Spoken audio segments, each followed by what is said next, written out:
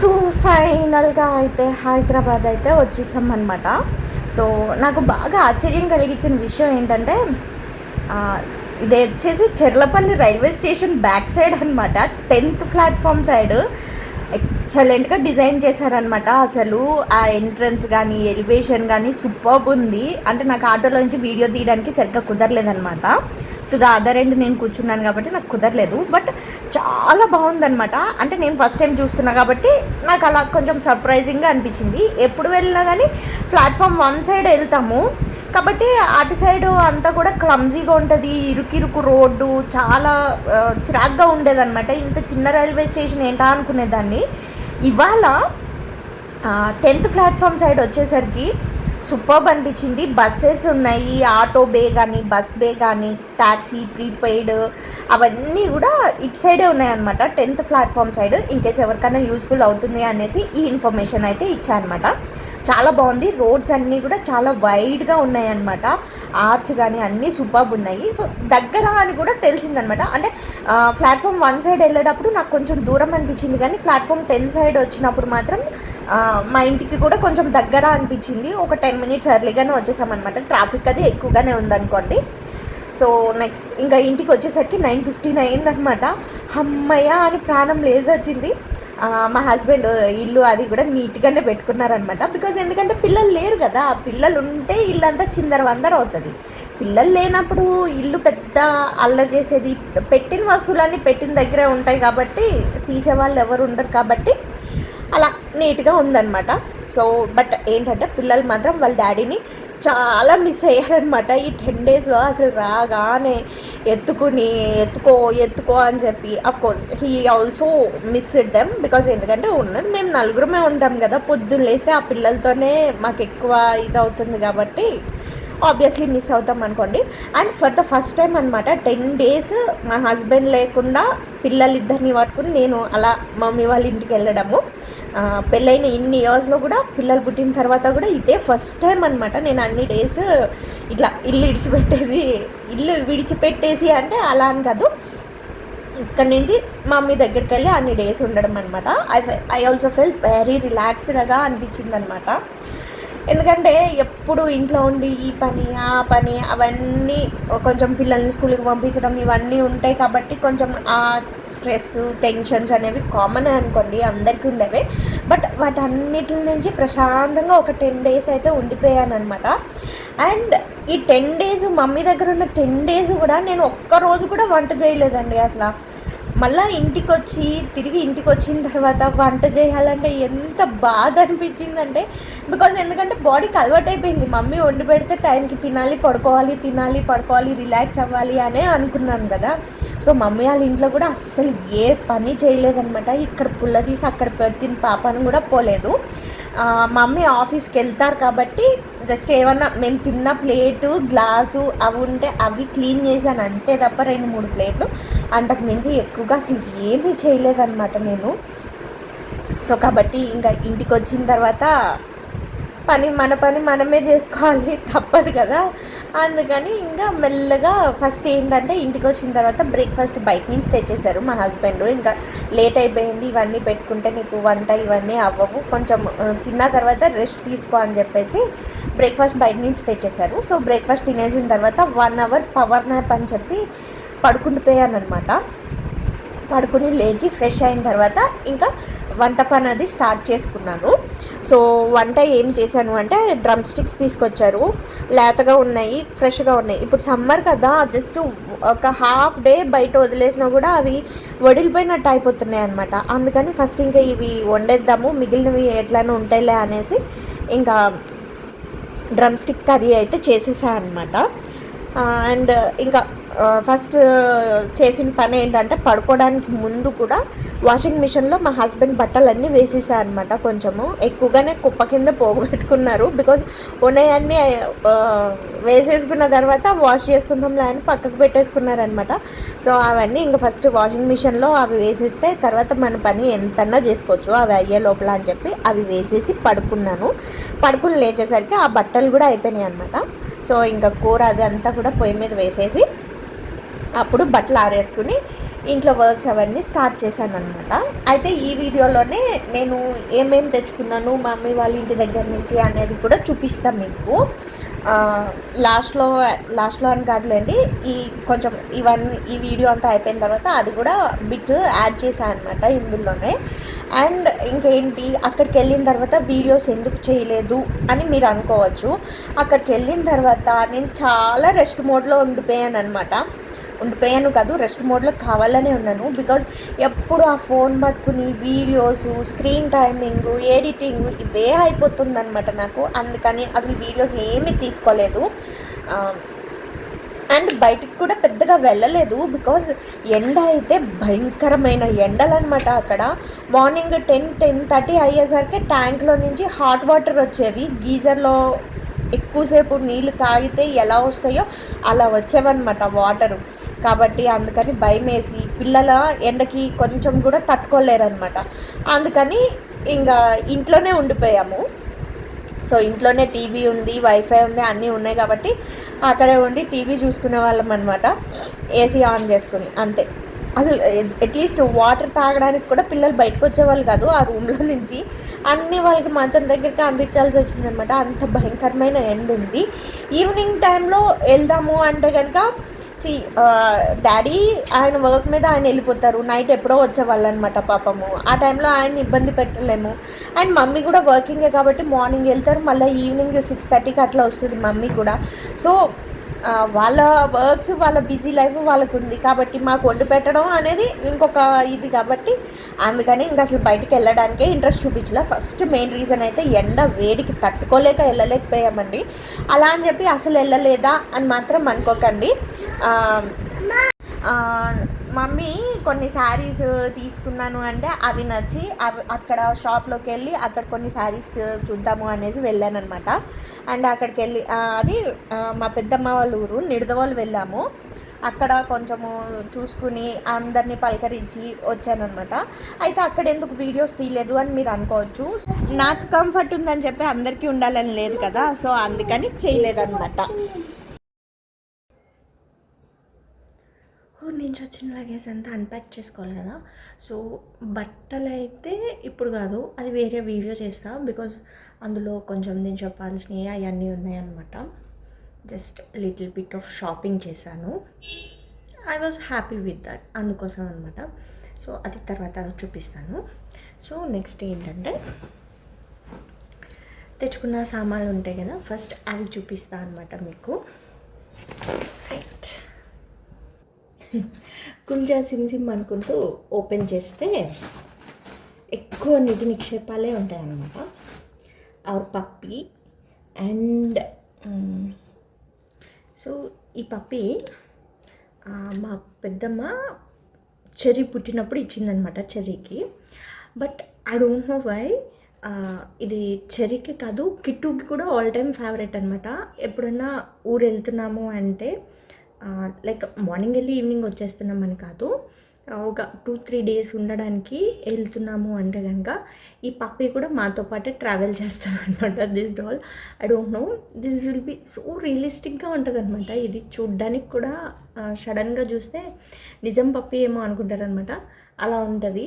But దీన్ని మాత్రం cherry kit. ఎక్కడికన్నా వెళ్తున్నాము, టూర్ వెళ్తున్నాము అంటే కనుక 2-3 డేస్ కన్నా ఎక్కువ వెళ్తున్నామంటే వాళ్ళకి ఇది కంపల్సరీ కావాలన్నమాట. This is kind of a shooting doll also for them. So ఇదన్నమాట. దీన్ని పట్టుకు తెచ్చేసుకున్నాం కూడా మేము. పూల్ మక్కాన పిల్లల హెల్త్కి చాలా మంచిది కదా, అందుకని మమ్మీ ఇచ్చిందనమాట. ఇదేంటిది, ఇవి చల్లమిరపకాయలు. అన్నీ కవర్లో కట్టింది అనుకోకండి, ఇప్పుడు నేను డబ్బాల్లోకి మార్చుకోవాలన్నమాట వాటిని, అందుకనే తొందరగా తీసేస్తున్నాను అనమాట. ఇవేమో వాము మిరపకాయలు అనమాట. వాము వేసి ఎండబెడతారు కదా ఊరబెట్టి, ఆ మిరపకాయలు. నెక్స్ట్ బియ్యం పిండి. ఇవి వచ్చేసి టమాటా ఊరగాయలు అనమాట. బేసిక్గా ఏంటంటే కొన్ని మంత్స్ నుంచి నాకు మా హస్బెండ్కి చింతపండు పడట్లేదు. I don't know why. Acidity అది ఎక్కువ అవుతుంది, మోషన్స్ కూడా అయిపోతున్నాయి అనమాట. పులుపు, చింతపండు పులుపు తింటే ఎస్పెషల్గా. సో దాన్ని అవాయిడ్ చేస్తూ ఉండాలి. ఇది వచ్చేసి టమాటా ఎండబెట్టిన ముక్కలు అనమాట, జస్ట్ టమాటా ఒరుగులు. ఇది కూడా వాటర్లో, హాట్ వాటర్లో నానబెట్టి వాడుకోవచ్చు, చింతపండుకి రీప్లేస్మెంట్, బాగా పనిచేస్తుంది ఇది కూడా. సో అవి ఇచ్చిందనమాట. అండ్ నెయ్యి, పిల్లలు అని కాదు, ఎస్పెషల్లీ చెర్రీ అండ్ మా హస్బెండ్ కోసం అనమాట దిస్ వన్. ఇది వచ్చేసి కొత్తిమీర పచ్చడి.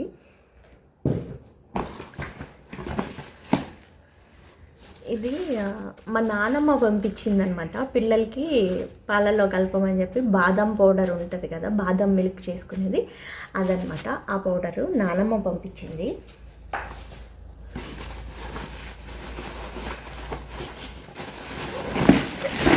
హియర్ కమ్స్ బెల్లం. ఈ బెల్లము మా అక్క వాళ్ళ ఇంటి దగ్గర నుంచి తెచ్చుకున్నాను అనమాట. మావయ్య స్పెషల్గా చేయించాడు దీన్ని. ఇందులోనే మిరియాలు, ఇలాచీ కూడా కలిపేసి అచ్చుల కింద పోయిపించాడు అనమాట మావయ్య. చాలా సూపర్ టేస్ట్ ఉంది. ఇదైతే మాత్రం నాకు అస్సలు వదలబుద్ధి కాలేదనమాట, అందుకని అడిగి మరీ తెచ్చుకున్నాను. ఇదైతే అఫ్కోర్స్ అడగకపోయినా ఇస్తారనుకోండి, మర్చిపోయిందనమాట, అందుకని నేను గుర్తు చేసి తెచ్చుకున్నాను. బెల్లం చాలా బాగుంది అసలు, బెల్లం మాత్రం. పెసరొడియాలు, అస్సలు పెసరొడియాలు చూస్తుంటేనే నోరు ఊరిపోతుందనమాట. ఎప్పుడెప్పుడు వండుకుందామా అన్నట్టుంది నాకైతే. ఇందులో మామిడికాయ వేసుకుని వండుకోవచ్చు, బీరకాయ పెసరొడియాలు వండుకోవచ్చు, వంకాయ పెసరొడియాలు వండుకోవచ్చు. ఎలా చేసుకున్నా కానీ సూపర్ ఉంటుంది అనమాట. ఇది తెచ్చుకున్నా. అండ్ ఇది వచ్చేసి ఏంటంటే మిక్స్డ్ మల్టీగ్రెయిన్ పౌడర్ అనమాట. ఇందులో ఈ బాటిల్ వేసింది, బాటిల్ అది కాదనుకోండి. జొన్నలు, రాగులు, కాజూస్, బాదము అవన్నీ డ్రై చేసి బాగాను ఫైన్గా పౌడర్ కొట్టేశారనమాట. రాగులు అవన్నీ కూడాను.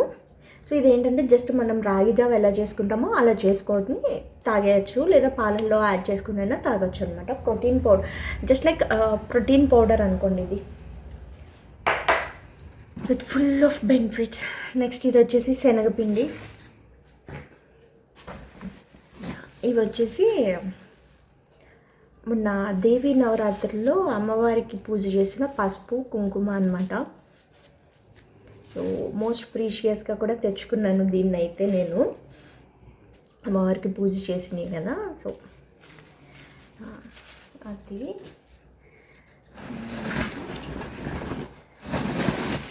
పిండొడియాలు. హియర్ కమ్స్ ఉసిరి ఆవకాయ. అంటే ఆయిల్ లీక్ అవుతుందేమో అని చెప్పేసి ఇలా ప్యాక్ చేసిందనమాట, లోపల డబ్బాలోనే ఉంది పికిల్ అయితే. సో ఉసిరికాయ పచ్చడి అనమాట, ఉసిరి ఆవకాయ.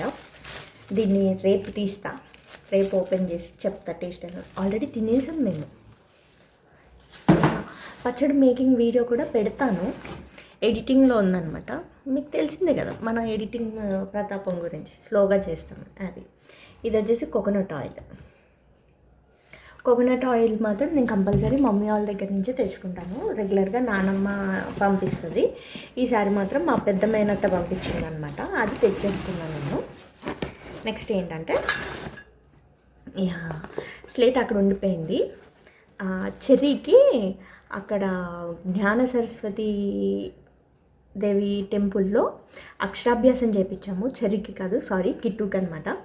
అక్కడదనమాట ఇది కిట్. స్లేట్ ఆ పక్కకు ఉండిపోయింది. చాలా బాగా జరిగింది అక్షరాభ్యాసం కూడా, అది కూడా వీడియో తీసి పెడతానండి. నెక్స్ట్ నేను అక్కడ కొనుక్కున్న ఐటమ్ పంచపాత్ర.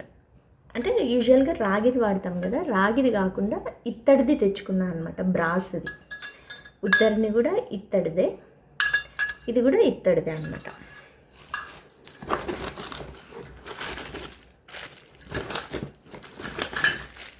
నెక్స్ట్ వచ్చేసి ఆకాశ దీపం, తులసమ్మ దగ్గర పెట్టుకోవడానికి. ఆల్రెడీ నా దగ్గర ఒకటి ఉంది, గ్లాస్ లాంతర్ లాంటిది.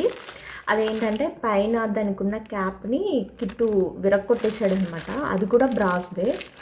ఇది కూడా బ్రాస్దే అనమాట. సో కిట్టు ఇరగొట్టేస్తున్నాడు, అక్కడ పెట్టుకోవడానికి ఇబ్బంది అవుతుందని ఇంక ఇలా స్టాండర్డ్గా ఉంటుందని చెప్పి ఇలా తెచ్చేసుకున్నాను అనమాట. దీన్ని రాగి ప్లేట్లు దల్సరుగా ఉన్నాయి, బాగున్నాయి, ప్రైస్ తక్కువకి క్వాలిటీ బాగా వచ్చిందన్నమాట. ఇది ఏకహారతి ఆల్రెడీ ఉంది, కాకపోతే జస్ట్ నార్మల్ చిన్న ప్లేట్ లాగా వచ్చి కాడ వస్తుంది కదా, అలా ఉంది. అలా కాకుండా ఇలా కొంచెము కింద నేలకి టచ్ అవ్వకుండా డైరెక్ట్గా, అంటే కింద పెట్టేస్తే నేల కాలుతుంది కదా, అలా కాకుండా ఇది కొంచెము బాగుంటుంది అని చెప్పేసి ఇలా తీసుకున్నాను అనమాట. నెక్స్ట్ ఈ చిన్ని కృష్ణుడు బాగున్నాడు కదా. ఇది కూడా ప్యూర్ బ్రాస్ అనమాట, యాంటిక్ పీస్ టైప్ అనమాట ఇది. సో అదనమాట. అవన్నీ కూడా వారాహి మెటల్ క్రాఫ్ట్స్ అని చెప్పి రాజమండ్రిలో ఉంది. నాకు తెలిసినంత వరకు కూడా చాలా బాగున్నాయి అనమాట ఐటమ్స్. నాకు తెలిసినంత వరకు అని కాదు, ఇన్ అండ్ అరౌండ్ రాజమండ్రిలో మీరు ఎవరన్నా ఫంక్షన్స్కి గిఫ్ట్స్ ఇవ్వాలన్నా, కార్పొరేట్ హౌసెస్కి గిఫ్ట్స్ ఇవ్వాలన్నా కూడా ఇక్కడ షాపింగ్ చేయొచ్చు. బాగున్నాయి, ప్రైసెస్ కూడా రీజనబుల్గా ఉన్నాయి, టూ మచ్ ఆఫ్ ప్రైసెస్ అయితే లేవన్నమాట. వీళ్ళకి ఇన్స్టాగ్రామ్ ఉంది, ఇన్స్టాగ్రామ్లో ఫాలో అయ్యి ఇన్స్టాగ్రామ్లో చూపించి ఆర్డర్ పెట్టుకోవచ్చు. వీళ్ళ వాట్సాప్ నెంబర్కి కనుక మనము కాల్ చేస్తే వాళ్ళు మనకి వీడియో కాల్లో కూడా చూపిస్తారనమాట వాళ్ళ దగ్గర ఉన్న ఐటమ్స్ అన్నీ. సో అది. నెక్స్ట్ ఇంకొకటి వచ్చేసి ఈ పళ్ళెం, చిన్న పళ్ళెం బాగుంది కదా, తెచ్చేసుకున్నాను అనమాట. ఇది యాక్చువల్లీ మా అక్క మావయ్య హోమం చేసుకున్నప్పుడు పంచిపెట్టారనమాట. అందులో నేను ఇది తెచ్చేసుకున్నాను అనమాట మమ్మీ దగ్గర నుంచి. పేరెంటానికి పంచిపెట్టిందనమాట, తెచ్చేసుకున్నా. అంతే అండి. నాకు బ్యాగ్ అయితే ఖాళీ చేసా. అక్కడ షాపింగ్ చేసి బాగా నచ్చి తెచ్చుకున్న ఐటమ్ ఇది ఒకటి అనమాట, హ్యాండ్ బ్యాగ్. నేను మమ్మీ కూడా కొనుక్కున్నాము. మమ్మీది ఇంకా బాగుంది, నాది కూడా బాగుంది. ఏదో పిచ్చి పార్టీ అన్నీ చేస్తూ ఉంటాం కదా, అలా తెచ్చుకున్నాం అనమాట. ఎస్, దట్స్ ఇట్ అనమాట. బట్టలన్నీ సర్దుకోవాలి. ఇంకొకటి ఉంది, మర్చిపోయా, ఉండండి. రుద్రజాడ సీడ్స్ అనమాట, ఇవి చల్లాలి, రేపు చల్లుతాను. This beautiful lunch bag, ignore where lunch bag. ఇది ఫర్ కిట్టు స్కూల్కి వెళ్తున్నాడని మా మమ్మీ తీసుకుందనమాట ఈ లంచ్ బ్యాగ్. వాడు స్కూల్కి వెళ్ళడం ఏమో నేను కొన్నాడు, మాత్రం ఎక్కువ. అండ్ ఇది వచ్చేసి అన్నవరం సత్యనారాయణ స్వామి ప్రసాదం అనమాట. సత్యనారాయణ స్వామి ప్రసాదం ఇది కూడా ఇప్పుడు పైన అక్క వాళ్ళకి వేరే వాళ్ళకి పంచేయాలి. ఇంకా మోస్ట్ స్పెషల్ ఐటమ్ ఏంటో తెలుసా, రేగి వడియాలు. రేగి వడియాలు అంటే ఎంతమందికి ఇష్టం చెప్పండి అసలు. రేగి వడియాలు అండ్ ఎంతో ఇష్టమైన మా మమ్మీ చేసిన బీట్రూట్ హల్వా అనమాట. ఎంత సూపర్గా బాక్స్ ఓపెన్ చేయగానే వాసన ఎమ్మి ఎమ్మి అనిపిస్తుంది అనమాట. స్మెల్కే నోరు ఊడిపోతుంది. ఇంకా టేస్ట్ చేయలేదు, దీన్ని టేస్ట్ చేయాలి. సో ఇప్పుడు ఇది ఓపెన్ చేశాను కాబట్టి ఫస్ట్ దీన్ని టేస్ట్ చేసేసి అప్పుడు మిగిలిన పనులన్నీ చేసుకుంటాను అనమాట. ఆల్మోస్ట్ అన్నీ అయిపోయినాయి అనుకోండి, ఇది ball. So that's it. So అదనమాట ఇంటి నుంచి తెచ్చుకున్న వస్తువుల స్టోరీ అయితే. సో ఇప్పుడు ఇవన్నీ డబ్బాల్లోకి ఎక్కడికక్కడ సర్దేసుకోవాలన్నమాట. ఆ తర్వాత బ్లాగ్ కంటిన్యూ చేస్తా. Bye bye. సో పిల్లలు పడుకున్నాక ఆ వీడియో తీసుకుని అవన్నీ ఎక్కడవక్కడ సర్దేసి ఇల్లంతా నీట్ చేసి పెట్టేశాను అనమాట. Please subscribe to our channel Anu Telugu diaries. Thank you.